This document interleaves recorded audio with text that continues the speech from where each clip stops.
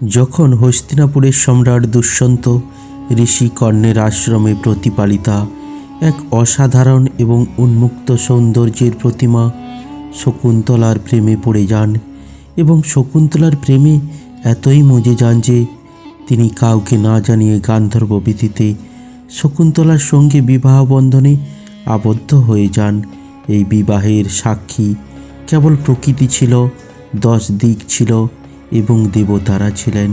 কিন্তু এই শকুন্তলা যখন নিজের গর্ভে মহারাজ দুষ্যন্তের পবিত্র প্রেমের ফল ধারণ করে রাজ দরবারে নিজের অধিকার চাইতে পৌঁছান, দুষ্যন্ত তখন তাকে ভুলে যান।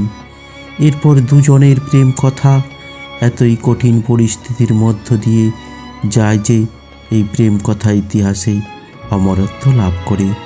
এই অমর প্রেম কথার মুখ্য বর্ণনা মহাভারতে পাওয়া যায়, কিন্তু আমাদের এই কাহিনীর মূল স্রোত এই পৃথিবীর সবথেকে বড় সাহিত্যকার মহাকবি কালিদাসের দ্বারা লিখিত অভিজ্ঞান শকুন্তলম নাটক। প্রিয় শ্রোতা বন্ধু, সংস্কৃত ভাষায় লেখা এই নাটকটি 7 অঙ্কে রচিত। আমি আপনাদের সম্পূর্ণ বাংলায় জানাবো পুরো 7টি অঙ্কে যা যা সংস্কৃতে লেখা আছে। প্রিয় শ্রোতা বন্ধু, বিশ্বের সর্বশ্রেষ্ঠ নাটক অভিজ্ঞান শকুন্তলম নাটকটি সম্পূর্ণ জানুন এবং অপরকে জানাতে এই ভিডিওটি শেয়ার করতে পারেন। ভিডিওটি শেষ পর্যন্ত দেখার পর আপনার অভিমত ব্যক্ত করতে পারেন। আর যারা আমার এই পুরা কথাতে নতুন তারা প্লিজ সাবস্ক্রাইব করে রাখুন। প্রাচীনকালের কথা, রাজা বিশ্বামিত্র মহর্ষি বশিষ্ঠের কাছে যুদ্ধে পরাজিত হয়ে তপস্বী বিশ্বামিত্র হয়ে উঠেছিলেন। উনার তপস্যা উগ্র থেকে উগ্রতর হতে লাগলো, কারণ প্রথমে তিনি রাজা ছিলেন। এই জন্য দেবরাজ ইন্দ্রের মনে এক সংশয় উৎপন্ন হলো যে এই রাজা বিশ্বামিত্র তপস্যা করে দেবরাজের পদে বসতে চাইছেন না তো। এই জন্য দেবরাজ ইন্দ্র দেবলোকের অনিন্দ সুন্দরী অপ্সরা মেনকাকে বিশ্বামিত্রের তপস্যা ভঙ্গ করার জন্য পাঠিয়ে দেন। মেনকা তাঁর নৃত্যকলা, নূপুরের শব্দ, মধুর সঙ্গীত প্রভৃতি গুণের দ্বারা বিশ্বামিত্রের তপস্যা তো ভঙ্গ করে দিলেন, কিন্তু দুজনের প্রেমে পড়ে গেলেন। বিশ্বামিত্র এবং মেনকা প্রেমে আবদ্ধ হয়ে কয়েক বৎসর ধরে প্রেম বিহার করতে লাগলেন। এই প্রেম বিহারের পরিণামস্বরূপ মেনকা গর্ভবতী হয়ে পড়লেন। যখন মেনকার গর্ভে এক ভ্রূণের আগমন হলো, মহর্ষি বিশ্বামিত্র নিজের তপস্যার কথা ভাবলেন। বিশ্বামিত্র ভাবলেন, এই সংসার বন্ধনে আবদ্ধ হয়ে পড়লে আমার তপস্যা তো সম্পূর্ণ হবে না। তাই মহর্ষি বিশ্বামিত্র গর্ভবতী মেনকাকে ছেড়ে চোখে জল ফেলতে ফেলতে মেনকাকে না জানিয়ে তপস্যার উদ্দেশ্যে বহির্গত হলেন। কিন্তু কিছু সময় পর সেই কুটিরে মেনকা এক ফুটফুটে বড়ই সুন্দরী কন্যার জন্ম দিলেন।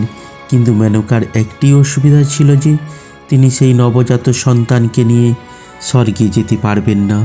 কিন্তু মেনকার স্বর্গে যাওয়া অতি আবশ্যক ছিল। এই জন্য মেনকা নিজের কন্যাকে পরম দয়ালু ঋষি কর্ণের আশ্রমের কাছে রেখে অদৃশ্য হয়ে দাঁড়িয়ে থাকলেন। ঋষি কর্ণ যখন সেই শিশুর ক্রন্দনধ্বনি শুনে সেই শিশু কন্যার কাছে গেলেন, সেই সময় শকুন্ত নামের পক্ষীরা এই শিশু কন্যাকে রক্ষা করেছিল। এই জন্য মহর্ষি কর্ণ এই কন্যার নাম রেখেছিলেন শকুন্তলা। মহর্ষি কন্যা সেই শকুন্তলাকে আশ্রমে নিয়ে আসতেই শকুন্তলার মা মেনকা নিশ্চিন্ত হয়ে স্বর্গে চলে গেলেন, কারণ কর্ণ ঋষি কোনো সাধারণ ঋষি ছিলেন না, তিনি ছিলেন মহর্ষি কর্ণ। শকুন্তলা ঋষি কর্ণের আশ্রমে তাঁর শিষ্য ও আশ্রম মাতা গৌতমীর সঙ্গে বড় হতে লাগলেন। আশ্রমের অন্যান্য ঋষি সবাই জানতেন যে শকুন্তলা ঋষি বিশ্বামিত্র এবং অপ্সরা মেনকার সন্তান। তবু আশ্রমের সবাই শকুন্তলাকে নিজের মেয়ের থেকে বেশি স্নেহ করতেন। শকুন্তলা অত্যন্ত স্নেহের দ্বারা লালিত পালিত হয়ে বড় হতে লাগলেন। যখন শকুন্তলা যৌবনে পদার্পণ করলেন, তখন মাতা মেনকার মতো সুন্দরী এবং পিতা বিশ্বামিত্রের মতো তেজবন্তী হয়ে উঠলেন। সেই সময় হস্তিনাপুরে দুষ্যন্ত নামে এক রাজা রাজত্ব করতেন। দুষ্যন্ত পুরুবংশে রাজা ছিলেন। তিনি এক মহান সম্রাট ছিলেন, যাকে দেবরাজ ইন্দ্র যুদ্ধে সহযোগিতা করার জন্য ডেকে পাঠাতেন। তিনি অত্যন্ত প্রজাদরদী ছিলেন। এই সমস্ত প্রজা দেবতা জ্ঞানে তাকে শ্রদ্ধা করতেন। একবার দুষ্যন্ত খবর পেলেন যে কোনো এক গ্রামে কিছু জানোয়ার ফসল নষ্ট করছে। রাজা দুষ্যন্ত তখন রথে চড়ে সেই গ্রামে এলেন, কিন্তু রাজা দুষ্যন্ত হিংস্র জন্তুর পশ্চাৎ ধাবন করতে করতে গভীর জঙ্গলে প্রবেশ করলেন। জঙ্গলের অনেক উঁচু নিচু পথ পেরোনোর পর শেষ মুহূর্তে যখন সেই হিংস্র জন্তু হাতের নাগালের মধ্যে চলে এসেছে, রাজা দুষ্যন্ত ধনুতে বাণ যোজনা করে সারথি সুতোকে বললেন, এই জন্তু আমাদের গভীর বনের মধ্যে নিয়ে এসেছে, দেখো একে কিভাবে আমি তীরবিদ্ধ করি। এই সময় গাছের আড়াল থেকে শোনা গেল, হে রাজা, এই জন্তু আশ্রমের, একে মারবেন না, একে মারবেন না। রাজার সারথি সুতো তখন রাজাকে বললেন, আয়ুষ্মান, আপনার বাণ আর এই হিংস্র জন্তুর মধ্যে কয়েকজন তাপস উপস্থিত হয়েছেন। রাজা তখন ব্যস্তভাবে বললেন, তাহলে এক্ষুনি ঘোড়াগুলিকে থামাও। সুতো তখন বললেন, তাই করছি রাজামশাই। সুতো রথ থামালেন। তারপর রাজামশাই দেখলেন কিছুজন শিষ্যের সঙ্গে এক মুনি আসছেন। এই মুনির নাম বৈখানস মুনি।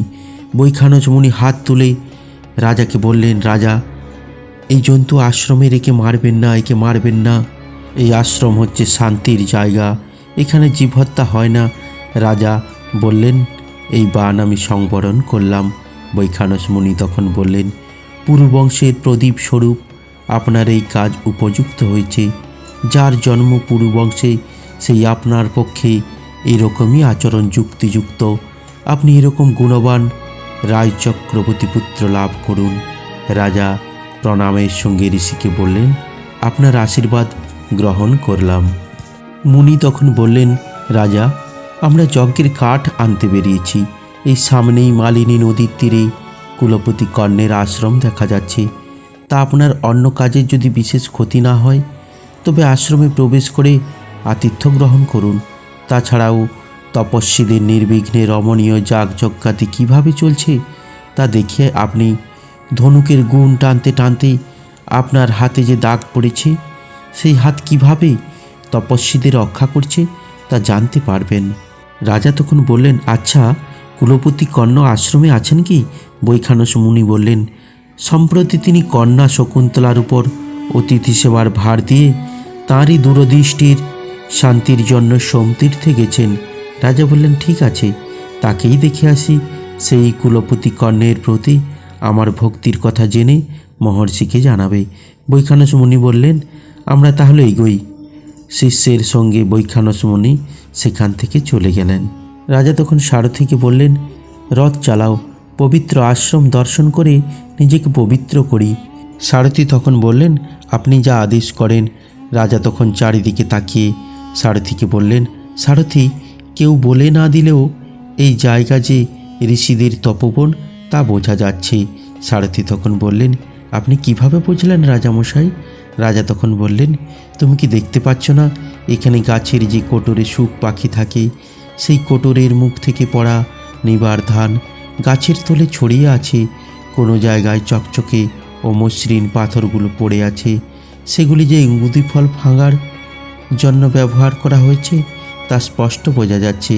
মানুষের সংস্পর্শে থাকায় বিশ্বাস জন্মেছে এমন আশ্রমের হরিণগুলো রথের শব্দ শুনছে কিন্তু ভয়ে পালাচ্ছে না। আর জলাশয়ের পথগুলোও স্নান করে ফেরা ঋষিদের পরিধেয় বাকল থেকে পড়া জলের ধারায় চিহ্নিত হয়ে আছে। সারথি তখন বললেন, রাজামশাই, আপনি যা বলেছেন তার সবটাই যথার্থ। রাজা তখন কিছু দূরে গিয়ে তপবনবাসীদের যাতে কোনো অসুবিধে না হয় সেদিকে লক্ষ্য রাখা উচিত এই মনে করে তিনি সারথিকে বললেন, সারথি, এখানেই রথ রাখো, আমি নামি। সারথি বললেন, আমি রাশ টেনে ধরছি, আপনি নামুন। রাজা তখন নেমে সারথিকে বললেন, সারথি, বিনীত বেশেই আশ্রমে প্রবেশ করা উচিত, সুতরাং এগুলি তোমার কাছে থাক। অলঙ্কার, ধনু প্রভৃতি সারথিকে দিলেন। সারথি, আমি আশ্রমবাসীদের দেখে যতক্ষণ না ফিরে আসি ততক্ষণ তুমি ঘোড়াগুলির পিঠ জল দিয়ে ভেজাও। সারথি বললেন, যে আজ্ঞে। রাজা তখন সামান্য এগিয়ে এবং চারিদিকে তাকিয়ে এই আশ্রমে প্রবেশের দ্বার অর্থাৎ পথ যাই প্রবেশ করি। প্রবেশ করা মাত্রই রাজা বাহুতে স্পন্দন অনুভব করলেন এবং রাজা ভাবলেন এই আশ্রম হচ্ছে সমগুণের জায়গা, অথচ আমার বাহুতে স্পন্দন অনুভব করছি। এখানে এই বাহু স্পন্দনের অর্থাৎ ভাবী পরিণয়রূপী ফলের সম্ভাবনা কোথায়? অথচ যা ভবিতব্য তা যে কোনো জায়গাতেই ঘটতে পারে। রাজা দূর থেকে শুনতে পেলেন, সখী এদিকে এদিকে। রাজা তখন কান পেতে, তাই তো, বাগানের দক্ষিণ দিকে যেন কথাবার্তা শোনা যাচ্ছে। তাহলে এদিকেই যাই। একটু এগিয়ে এবং চারিদিক তাকিয়ে, আরে এই ঋষিকন্যারা নিজের নিজের সাধ্যমতো জলের কলসি নিয়ে ছোট ছোট গাছে জল দিতে এদিকেই আসছে। ভালোভাবে নজর করে, আহা এদের দেখতে কি সুন্দর, রাজবাড়িতেও দুর্লভ। এই শরীর লাবণ্য যদি আশ্রমবাসীর হয় তাহলে এটা স্বীকার করতেই হবে যে বাগানের সযত্নে লালিত লতা আজ বনের অযত্নে বর্ধিত লতার কাছে সৌন্দর্যে পরাভূত হয়েছে। যাই হোক, এই ছায়ায় দাঁড়িয়ে অপেক্ষা করি। রাজা দাঁড়িয়ে দেখতে লাগলেন। শকুন্তলা বলছেন, সখী এদিকে এদিকে। অনসূয়া বলছেন, ওগো শকুন্তলা, পিতা কাশ্যপের কাছে তোমার চাইতেও আশ্রমের গাছগুলি বেশি প্রিয় এরকমই মনে হচ্ছে, কারণ নবমল্লিকা ফুলের মতো কোমল তোমাকেও তিনি এই গাছগুলির আলে জল দেওয়ার কাজে লাগিয়েছেন। শকুন্তলা বললেন, পিতা কর্ণ কাজে লাগিয়েছেন বলেই করছি, এমন ভাবছো কেন? এই গাছগুলির প্রতি আমি সহোদরের স্নেহ অনুভব করি। রাজা আড়াল থেকে এই দৃশ্য দেখে ভাবছেন, এই কি সেই কর্ণের কন্যা? পূজনীয় কর্ণ অবশ্যই অবিবেচক, কেননা তিনি একে আশ্রমের কাজে নিযুক্ত করেছেন। যে ঋষি স্বভাব সুন্দর এই শরীরকে অর্থাৎ এই অপরূপ সৌন্দর্যময়ীকে তপস্যার যোগ্য করার বাসনা পোষণ করেন, তিনি নিতান্তই নীলপদ্মীর পাতার ধার দিয়ে কঠিন শমী গাছের শাখাকে কাটতে চাইছেন বলে আমি মনে করি। যাই হোক, গাছের আড়ালে থেকেই স্বাভাবিক অবস্থায় একে দেখি। শকুন্তলা গাছে জল দিতে দিতে বলছেন, সখী অনসূয়া, প্রিয়ংবদা আমার বলকল খুব শক্ত করে বাঁধায়, আমি ঠিক স্বচ্ছন্দ হতে পারছি না, এটাকে একটু ঢিলে করে দাও। অনসূয়া তখন বললেন, দিচ্ছি। তিনি ঢিলে করে দিলেন। প্রিয়ংবদা তখন হেসে বললেন, এ বিষয়ে তোমার বুকের অর্থাৎ স্তনের বৃদ্ধি ঘটাচ্ছে যে নিজের যৌবন, তোমার নিজের যৌবনকে তিরস্কার করো, আমাকে নয়।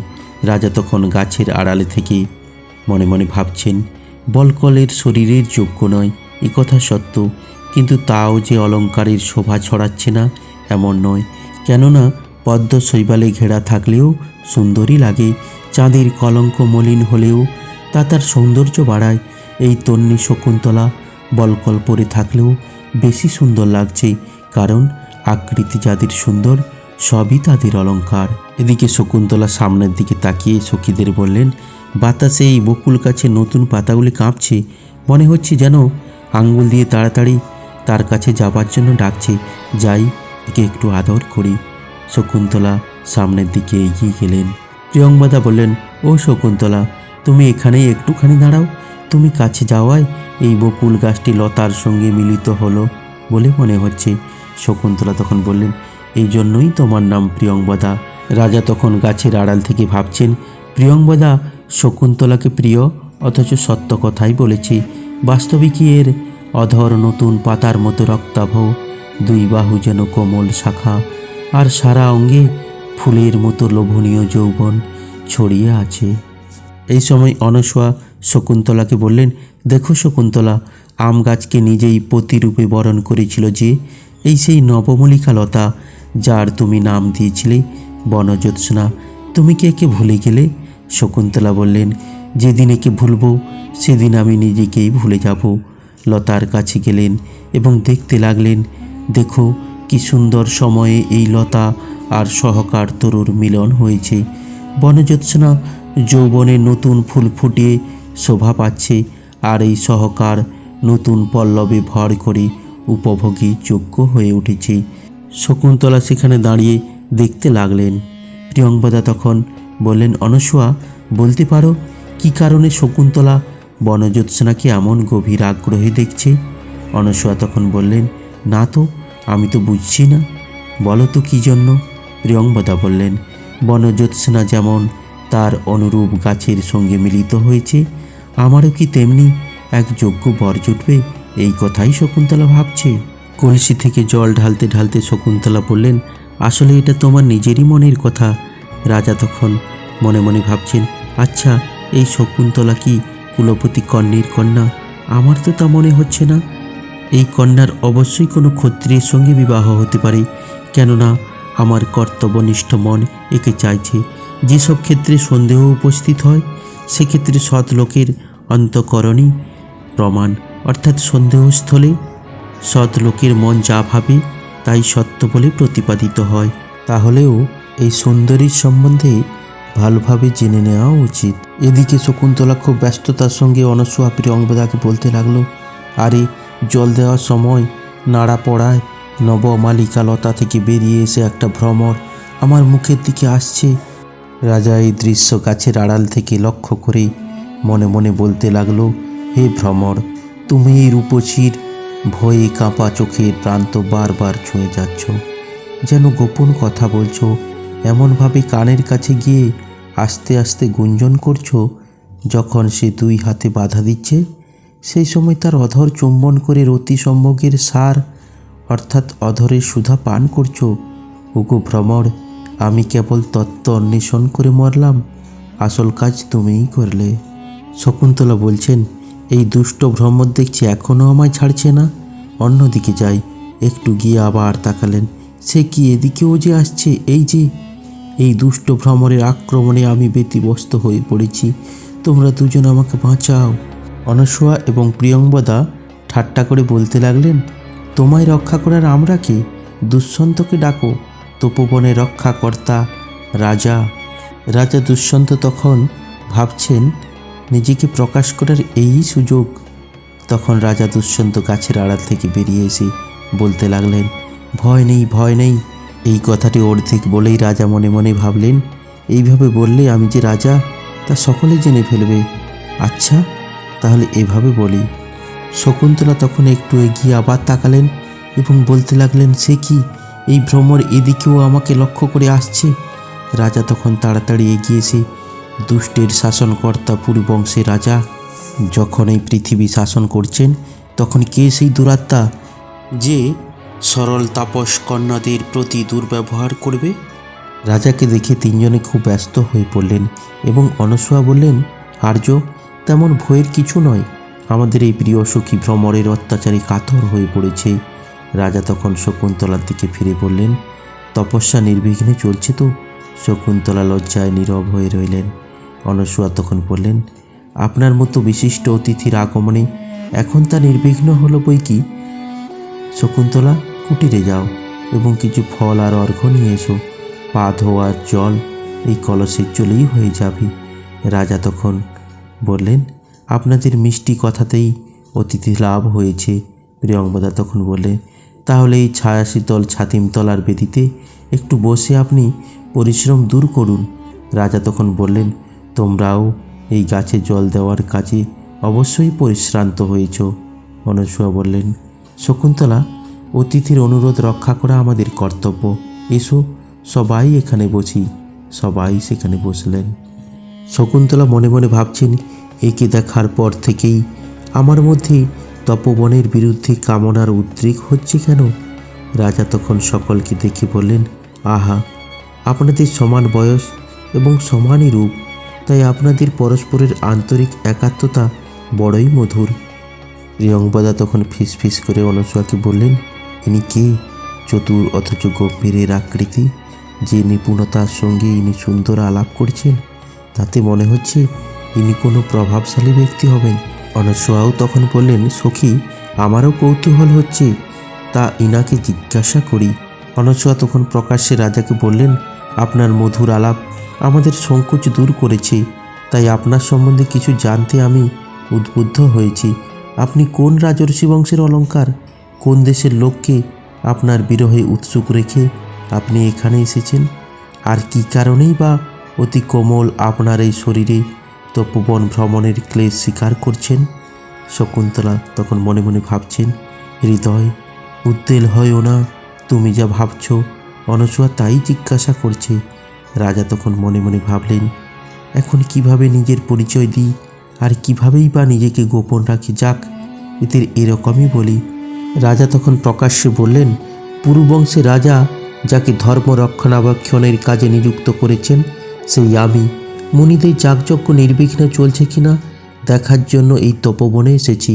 অনসূয়া তখন বললেন, তা তপস্বীরা এখন সনাত হলেন বৈকি। এই কথোপকথনের সময় দুই সখী লক্ষ্য করলেন শকুন্তলা রাজার প্রতি অনুরাগ। আরও তারা লক্ষ্য করলেন দুষ্যন্ত ও শকুন্তলা দুজনের হাবভাবের পরিবর্তন। অনসূয়া শকুন্তলাকে জিজ্ঞাসা করলেন, আচ্ছা শকুন্তলা, আজ যদি পিতা কর্ণ এখানে উপস্থিত থাকতেন তবে কি হতো? শকুন্তলা বললেন, কি আবার হতো? দুই সখী বললেন, তাহলে এই বিশিষ্ট অতিথিকে জীবন সর্বস্ব দিয়েও কৃতার্থ করতেন, এই আর কি। শকুন্তলা সল্লজ্জভাবে দুই সখীকে বললেন, তোমরা দূর হও, কিছু একটা মনে করে তোমরা এসব বলছো, তোমাদের কথা শুনবই না। রাজা এখন অনসূয়া এবং প্রিয়ংবদাকে বললেন, আমিও আপনাদের এই সখীর সম্বন্ধে কিছু জিজ্ঞাসা করব। দুই সখী তখন বললেন, আপনার এই অনুরোধ তো আমাদের কাছে অনুগ্রহ। রাজা জিজ্ঞাসা করলেন, ভগবান মহর্ষি কশ্যপ কর্ণ তো চিরকাল ব্রহ্মচর্য ব্রত পালন করেছেন, এই রকমই সকলেই জানে। তোমাদের এই সখী আবার তাঁর কন্যা, এটা কীরকম? অনসূয়া বললেন, আপনি শুনুন। গোত্র অনুসারে কৌশিক নামে এক মহাপ্রভাবশালী রাজর্ষি আছেন। রাজা তখন বললেন, হ্যাঁ আছেন, শুনেছি। অনসূয়া বললেন, তাকেই আমাদের প্রিয় সখীর পিতা বলে জানবেন। উনি শকুন্তলাকে পরিত্যাগ করলে পিতা কাশ্যপ তাকে লালন পালন করেন, তাই তিনি এরও পিতা। রাজা তখন পরিত্যাগ করলে এই কথায় আমার কৌতূহল হচ্ছে, গোড়া থেকে শুনতে ইচ্ছে হচ্ছে। অনসূয়া বললেন, আপনি শুনুন। কিছুকাল আগে গৌতমী নদীর তীরে সেই রাজর্ষি যখন কঠিন তপস্যায় নিরত ছিলেন, সেই সময় দেবতারা কিছু একটা আশঙ্কা করে তপস্যায় বিঘ্ন সৃষ্টির জন্য মেনকা নামে এক অপ্সরাকে পাঠালেন। রাজা তখন বললেন, অন্যের তপস্যায় দেবতাদের এই ভয় পাওয়া প্রসিদ্ধ বটে। অনসূয়া বললেন, তারপর বসন্তকালে রমণীয় সময়ে তার পাগল করা রূপ দেখে এইটুকু বলেই লজ্জায় আর কিছু বলতে পারলেন না। রাজা তখন বললেন, পরের ঘটনা বোঝাই যাচ্ছে, এ তাহলে সব দিক থেকেই অপ্সরার গর্ভজাত। অনসূয়া বললেন, তাই বটে। রাজা বললেন, এবারে বোঝা গেল মানবীতে এই রূপের সৃষ্টি কিভাবে সম্ভব? বিদ্যুতের ছটা মাটি থেকে ওঠে না। শকুন্তলা এই কথা শুনে লজ্জায় মুখ নিচু করে থাকলেন। এই সময় প্রিয়ংবদা হাসতে হাসতে শকুন্তলাকে লক্ষ্য করে নায়কের দিকে ফিরে বলতে লাগলেন, আপনি যেন আরও কিছু বলতে চাইছেন।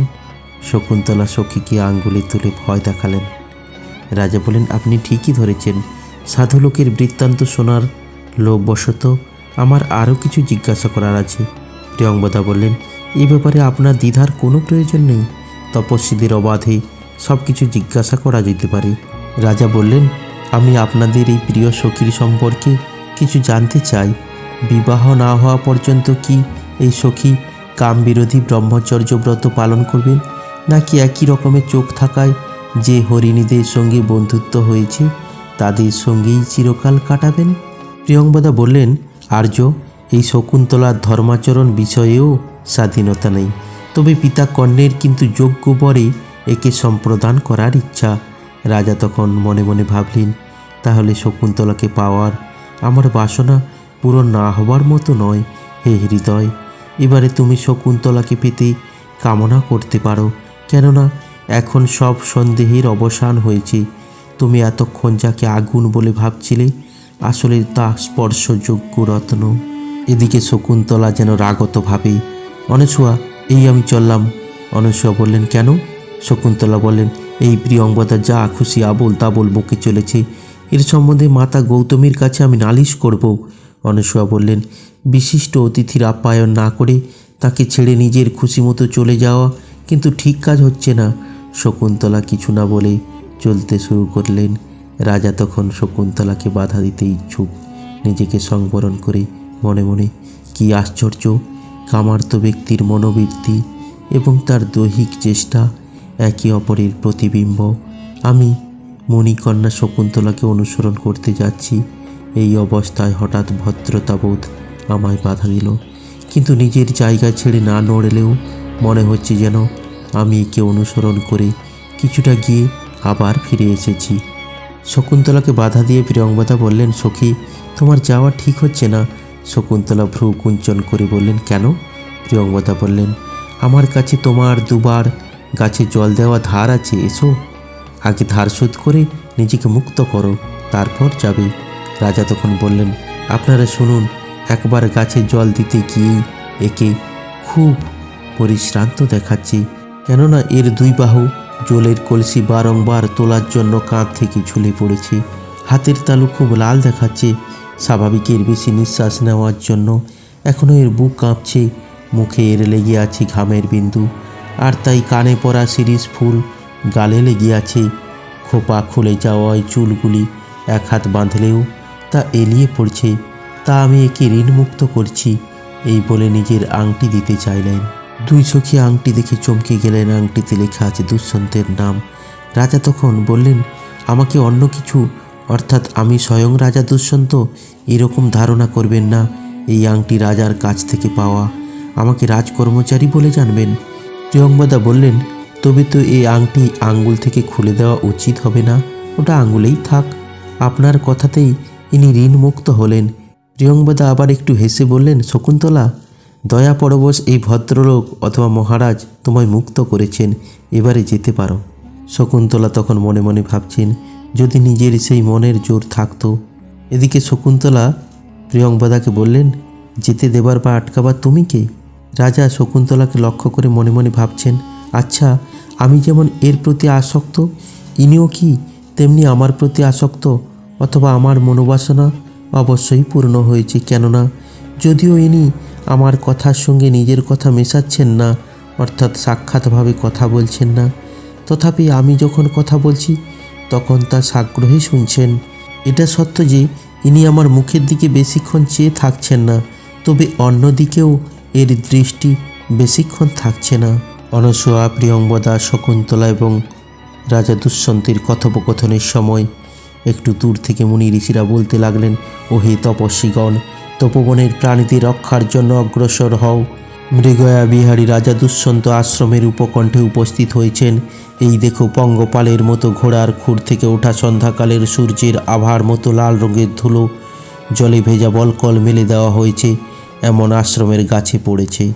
তাছাড়াও হ্রদ দেখে ভয় পেয়ে এক হাতি আমাদের তপস্যার মূর্তিমান বিঘ্নের মতো এই আশ্রমে প্রবেশ করেছে। প্রচণ্ড আঘাতে সেই হাতি গাছপালা সব ভাঙছে। জোরে আঘাত করায় কোনো এক গাছের ডালে তার এক দাঁত গেঁথে রয়েছে। পায়ে জড়িয়ে আছে টেনে আনা অনেক লতা, মনে হচ্ছে তাকে যেন দড়ি বেঁধে দিয়ে রাখা হয়েছে। আর আশ্রমের হরিণগুলি তাকে দেখে চারিদিকে ছোটাছুটি করছে। অনসূয়া, প্রিয়ংবদা এবং শকুন্তলা মুনি ঋষিদের এই চিৎকার শুনে যেন কিছুটা সন্ত্রস্ত হয়ে উঠলেন। রাজা তখন মনে মনে ভাবলেন, হায় ধিক, আমার সৈন্যরা আমাকে খুঁজতে এসে তপোবনের বিঘ্ন সৃষ্টি করেছে। যাক, এবার ফিরে যাই। অনসূয়া তখন বললেন, আর্য শুনুন, বনের হাতির এই উপদ্রবের কথা শুনে আমরা ভীষণ উদ্বিগ্ন হয়ে পড়েছি, কুটিরে ফিরতে আমাদের অনুমতি দিন। রাজা তখন ব্যগ্রভাবে, নিশ্চয়ই আপনারা চলুন, আমিও যাতে আশ্রমের কোনো অসুবিধা না হয় সেই চেষ্টা করি। সকলেই উঠলেন। দুই সখী তখন বললেন, আর্য, অতিথির কোনো আপ্যায়নই হয়নি, তাই আবারও আপনাকে আসার অনুরোধ করতে লজ্জা পাচ্ছি। রাজা বলেন, না না, এমন কথা বলবে না, আপনাদের দর্শনেই আমি ধন্য হয়েছি। শকুন্তলা তখন অনসূয়াকে বলেন, অনসূয়া, নতুন গজানো কুশের ডগা আমার পায়ে বিঁধেছি, পরনের বলকল আবার কুরবকের ডালে জড়িয়ে গেছে, আমার জন্য একটু অপেক্ষা করো, ততক্ষণে আমি এটা ছাড়িয়ে নিচ্ছি। শকুন্তলা ছল করে দেরি করে রাজাকে দেখতে দেখতে দুই সখীর সঙ্গে বেরিয়ে গেলেন। রাজা তখন মনে মনে ভাবতে লাগলেন, নগরে ফিরে যাবার ব্যাপারে আমার এখন আর ঔৎসুক্য নেই। এখন আমার অনুচর বর্গের সঙ্গে মিলে তপবনের কাছেই কিছুদিন থাকি। শকুন্তলার ব্যাপার থেকে নিজের মনকে কোনোভাবেই নিবৃত্ত করতে পারছি না। আমার অবস্থা এখন এই রকম, বাতাসের প্রতিকূলে নিয়ে যাওয়া পতাকার কাপড়ের মতো। আমার দেহ সামনের দিকে চললেও চঞ্চল মন কিন্তু পেছনে ছুটে চলেছে। প্রিয় শ্রোতা বন্ধুরা, প্রথম অঙ্ক এখানেই সমাপ্ত হলো। কালিদাসের লেখা অভিজ্ঞান শকুন্তলম নাটকের 7টি অঙ্ক জানতে হলেই এই পুরাকথা চ্যানেলটিকে অবশ্যই সাবস্ক্রাইব করে রাখুন এবং দ্বিতীয় অঙ্ক, তৃতীয় অঙ্ক, পরবর্তী অঙ্কগুলি জানার জন্য কমেন্ট বক্সে আপনার মতামত ব্যক্ত করতে পারেন। আর যদি এই প্রথম অঙ্কের বর্ণনা আপনাদের ভালো লেগেছে তাহলে একটি লাইক দেবেন এবং কমেন্ট বক্সে আপনার মতামত ব্যক্ত করবেন। এবং ভিডিও শেষে বলে রাখি, যারা এখনও আমার পুরাকথাকে সাবস্ক্রাইব করেনি তারা প্লিজ সাবস্ক্রাইব করে রাখবেন।